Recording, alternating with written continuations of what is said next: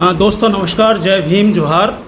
मेरा नाम है अब्दुल कुमार और आप देख रहे हैं धरती आवाज़। दोस्तों, आज हम बात करेंगे ऐसी शख्सियत से जिसे आप जानते हैं, मैं पहले भी वीडियो अपलोड कर चुका हूँ।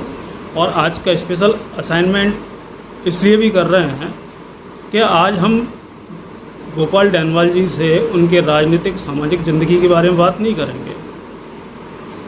उनसे बात करेंगे जो वर्तमान में जो गोपाल डैनवाल हैं, यहाँ तक पहुँचने में उनका सफ़र कैसा रहा, किस तरह का रहा, जीवन में कठिनाई, क्योंकि ज़िंदगी किसी को सफलता पे पहुँचाती है तो उससे कीमत भी वसूल करती है। तो बहुत सी चीज़ें हैं, उन चीज़ों के बारे में जानने का प्रयास करेंगे ताकि लोग समझ सकें कि हर सफल व्यक्ति को जितना आसानी से लोग जानते हैं, देखते हैं, समझते हैं, वहाँ तक इतनी आसानी से पहुँचा नहीं जा सकता।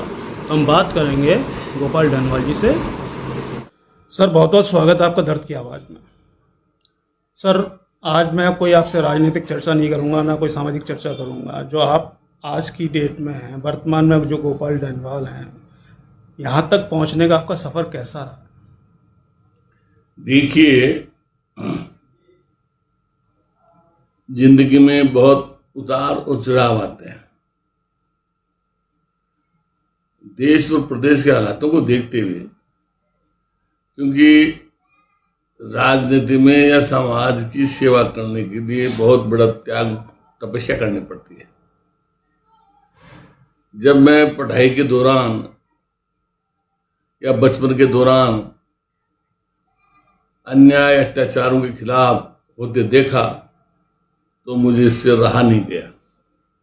तो मैंने इसके खिलाफ जन आंदोलन का एक रास्ता अपनाया और रास्ता अपनाया तो उसमें सफलता भी मिली। धीरे धीरे लोगों की समस्याएं सुने भी और समस्याओं के लिए संघर्ष भी करना पड़ा। मैं बचपन से ही इस संघर्ष के खिलाफ आंदोलन का रास्ता चुना और लोगों को जोड़ता गया और जुड़ता गया। मैंने किसी भी स्तर पर किसी से पैसे टके का लेन देन के खिलाफ रहा हूं और आज भी मैं पैसे टके के लेन देन के खिलाफ हूं। आज मैं आज जो भी इस स्तर पर पहुंचा हूं वो समाज के लोगों के माध्यम से हूं। मैंने बचपन से ही छात्र जीवन में भी मैं स्कूल का मॉनिटर रहा और स्कूल का अध्यक्ष भी रहा। साथ ही राष्ट्रीय स्तर पर अखिल अनुसूचित समन्वय परिषद का राष्ट्रीय अध्यक्ष भी आज हूं और पूरे प्रदेश में इसकी शाखाएं काम कर रही है। आज अनेक प्रकार के लोगों से मिलने का मौका मिलता है। साथ ही मैं अनुसूचित जनजाति वित्त विकास निगम का भी डायरेक्टर रहा। उसके माध्यम से भी लोगों को बहुत सारे लोन अनुदान दिलाए। साथ ही मैंने साथियों के माध्यम से लोगों को जोड़ा और राजनीतिक संघर्ष के लिए भी उनको आगे लाने का प्रयास किया और आज भी प्रयास कर रहा हूं, क्योंकि आज विषम परिस्थितियां हैं। विशेष तौर से गांवों के अंदर आज भी कई जगह घोड़ों से उतार दिए जाते हैं, रास्ते रोक दिए जाते हैं। अनेक प्रकार की समस्याएं हैं। इन समस्याओं के खिलाफ जन आंदोलन का रास्ता चल रहा है। साथ में मेरे जो भी अजीज मित्र हैं, सहयोगी हैं, उनका मुझे हमेशा भारी सहयोग मिला है। और मैंने राज्य और राष्ट्रीय स्तर पर संघर्ष का बहुत बड़ा रास्ता अपनाया। साथ ही मैंने चाहे जयपुर का अमृतों का बाग हो या जयपुर का रामलीला मैदान हो, वहाँ बड़ी बड़ी सभाएं अच्छी अच्छी पार्टियां नहीं कर सकती, वो मैंने वहाँ सभाएं की है। और उसी का परिणाम है कि आज मेरी आवाज पर समाज के लोग विश्वास करते हैं। साथियों, आज का दौर विकटता का दौर है, इसलिए संगठित होकर के संघर्ष करके समाज को नई दिशा देने के लिए हम सबको एक नया रास्ता अपनाना होगा। सर, आपका बचपन कैसे बीता? बचपन मेरा बहुत अच्छा बीता और बचपन में कई दोस्तों के माध्यम से मैं साथ रहा। खास तौर से मेरे कई दोस्त ऐसे हैं, आज भी हैं, जो अच्छे पैसे वाले हैं और उन्होंने, मैं जब भी कोई काम करता हूँ वो करते हैं। नहीं, जैसे परिवार से आपको सहयोग मिला इस सामाजिक काम या राजनीति से जुड़ने का? परिवार का सहयोग हमेशा रहा। परिवार के सभी लोग मेरे से खुश हैं और परिवार के अच्छे लोग हैं, वो आज भी मेरे साथ हैं।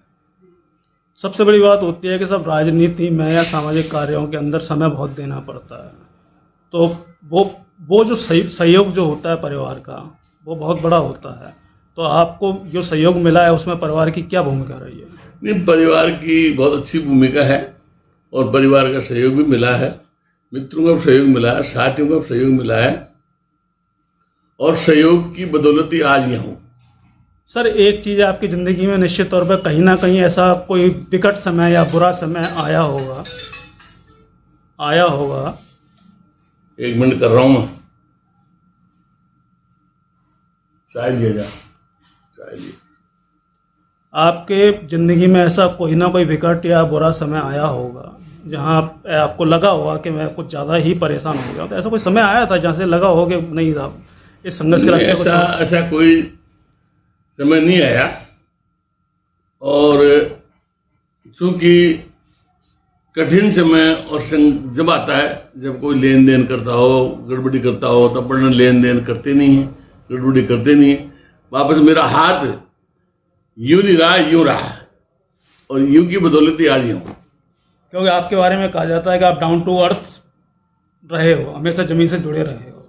कि लोगों को एक अपना रहता है ना कि एक रुतबा दिखाने का कि मैं ऐसे कपड़े पहनूँ, ऐसी गाड़ी से चल लूँ या फलाना चल लूँ। आप हमेशा एक सिंपल रहे। मैंने पीसीसी में भी आपको देखा है कि आपसे जुड़ने के लिए लोग आते रहे हैं। तो यही आपका कारण रहा था कि जो जुड़ाव ज़मीन से रहा आपका, तो वो जुड़ाव आपको काम आया कहीं ना कहीं? नहीं, वो तो है ही। आज भी मैं चाहे AICC में नेशनल कोऑर्डिनेटर भी रहा, PCC के अंदर हेड ऑफ डिपार्टमेंट भी रहा, और मैं इधर उधर की बातें करता था। आज शायद 20-25 साल पहले विधायक भी होता, मंत्री भी होता, मगर मैंने विधायक और मंत्री से ज़्यादा समाज को एकजुट करना, समाज को संघर्ष का दिखाना, समाज को नई दिशा देने का वजह से मैं काम किया, आगे भी करता रहूँगा। और अब आपको क्या लगता है कि जिस तरह की विकट राजनीतिक सामाजिक जो परिस्थितियां चल रही हैं, ये बहुत ही इस समय विकट हैं, क्योंकि आदमी सोच नहीं पा रहा कि इसमें वो करेगा क्या। तो आपको लगता है कि कुछ इसमें दिशा मिल सकती है या कुछ हो सकता है? नहीं, देखो, ऐसा है कि समाज के लोग अभी चाहे किसी भी स्तर पर हो, समाज के लोग जागरूक नहीं है।